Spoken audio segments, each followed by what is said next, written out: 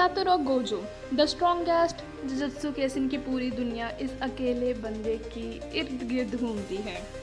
Gojo का होना ही curses के लिए सबसे बड़ा डर है और सोर्सरर्स के लिए सबसे बड़ी सिक्योरिटी।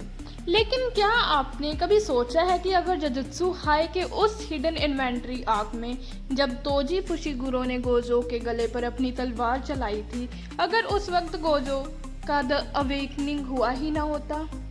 क्या होता अगर गोजो RCT यानी कि रिवर्स कर्स टेक्निक नहीं सीख पाता और वहीं देर हो जाता? गाइस, आज हम डिस्कस करने वाले हैं JJK की हिस्ट्री का सबसे बड़ा व्हाट इफ सिनेरियो। गोजो की मौत या उसका नॉर्मल रहना पूरी टाइमलाइन को कैसे तबाह कर देता है और कैसे तोजी फुशिगुरो पूरे जुजुत्सु वर्ल्ड का सबसे बड़ा विलन या फिर हीरो बन जाता है। सीट बेल्ट बांध लो क्योंकि ये टाइमलाइन बहुत ज़्यादा डार्क होने वाली है।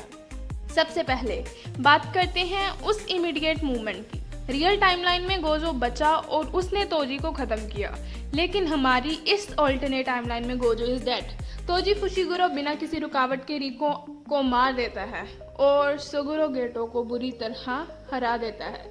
अब यहाँ से शुरू होता है real butterfly effect. Real timeline में गेटो को 1 साल लगा था मेंटल ब्रेकडाउन झेलने में और विलन बनने में, लेकिन यहाँ उसका सबसे पक्का दोस्त गोजो मर चुका है, रिको मर चुकी है। गेटो के सामने तोजी खड़ा है, एक ऐसा बंदा जिसके पास बिल्कुल कर्स्ड एनर्जी नहीं है, पर उसने दोनों सबसे बड़े सोर्सरर्स को हरा दिया है।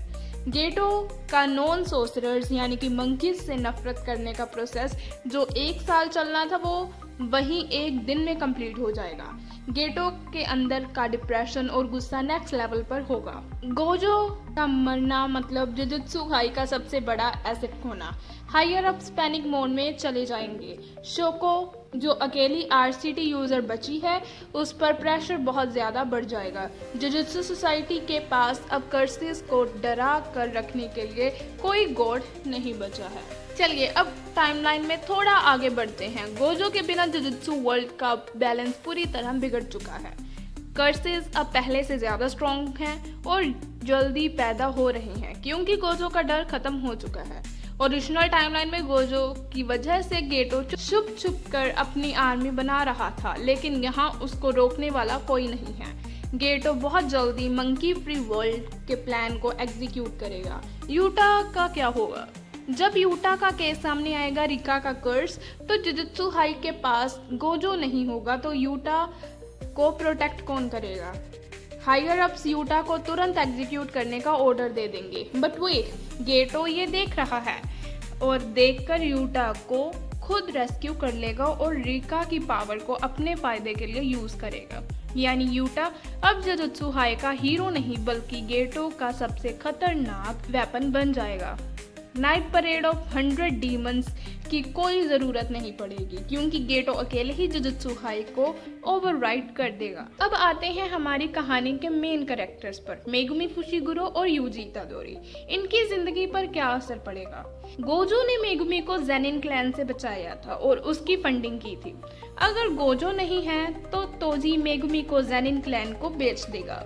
मेगुमी को एक कोल्ड हार्टेड और कोल्ड ब्लडेड वेपन की तरह ट्रेन किया जाएगा। उसके पास वो एम्पैथी नहीं होगी जो हम एनिमे में देखते हैं, ना ही उसके पास नोबारा या यूजी जैसी दोस्ती और दोस्त होंगे। यूजी इतादोरी की तुरंत मौत हो जाएगी। Fast forward to the start of the series, Yuji Itadori Sukuna की फिंगर खाता है। ओरिजिनल टाइमलाइन में गोजो ने उसे बचाया और 20 फिंगर्स खिलाने का प्लान बनाया, लेकिन इस टाइमलाइन में जैसे ही यूजी फिंगर खाएगा जुजुत्सु हाई के सोर्सरर्स या फिर गेटो की फैक्शन बिना एक पल सोचे यूजी को वहीं खत्म कर देंगे। No questions will be asked. Sukuna का चैप्टर शुरू होने से पहले ही खत्म हो जाएगा। अब बात करते हैं JJK के मास्टर मैनिपुलेटर केंजाकू की। केंजाकू का पूरा प्लान शिबुया इंसिडेंट इस बात पर टिका था कि गोजो को प्रिजन रियल में सील करना है क्योंकि गोजो को मारना इम्पॉसिबल था। लेकिन इस टाइमलाइन में गोजो तो पहले से ही मर चुका है। केंजाकू का नया प्लान होगा। केंजाकू को अब गेटो की बॉडी लेने की ज़रूरत ही नहीं होगी क्योंकि गेटो जिंदा है और पावरफुल भी। केंजाकू किसी और पावरफुल सोर्सरर की बॉडी लेगा, शायद तोजी की या किसी बाकी क्लैन मेंबर की। डिजास्टर कर्सिस, जोगो, माहितो और हानामी। इनको शिबुया में ट्रैप बिछाने की ज़रूरत ही नहीं पड़ेगी। ये लोग खुले आम घूमेंगे और ह्यूमंस को मारेंगे। Next, the culling game. Kenjaku अपना कलिंग गेम बहुत पहले और बिना किसी रेजिस्टेंस को शुरू कर देगा। पूरे जापान में केओस होगा और उसको रोकने के लिए गोजो के अलावा कोई नहीं होगा। बट वेट, गोजो तो पहले ही मर चुका है। इसके मतलब ना यूजी ना ही कोई एक अच्छा यूटा होगा। तो दोस्तों, कंक्लूजन क्या निकलता है? अगर गोजो सातोरू उस दिन तोजी के सामने अवेक नहीं होता तो जुजुत्सु केसन की पूरी स्टोरी एक एब्सोल्यूट डार्क एपोकलिप्स में बदल जाती। गेटो बदल जाता पूरे वर्ल्ड का सबसे बड़ा टायरेंट में। यूटा उसका राइट हैंड मैन होता। मेगुमी ज़ेनिन क्लैन का एक इमोशन लेस किलर होता और केंजाकू बिना किसी डर के पूरी ह्यूमैनिटी को इवॉल्व कर देता एक जाइंट कर्स क्रिएचर में। गोजो का उस दिन अवेक होना सिर्फ उसकी जीत नहीं थी, वो इस पूरी दुनिया की प्रोटेक्शन की शुरुआत थी। इसीलिए तो कहते हैं द ऑनर्ड वन। आपको क्या लगता है, अगर गोजो नहीं होता तो क्या कोई और था जो तोजी या गेटो को रोक पाता? मुझे कमेंट्स में आप अपनी राय ज़रूर दीजिए। वीडियो अच्छी लगी हो तो वीडियो को लाइक कीजिए, शेयर करो और एनिमे कंटेंट के लिए चैनल को सब्सक्राइब करना मत भूलना। मिलते हैं आपसे in the next video. Thanks for watching. तब तक के लिए सायोनारा।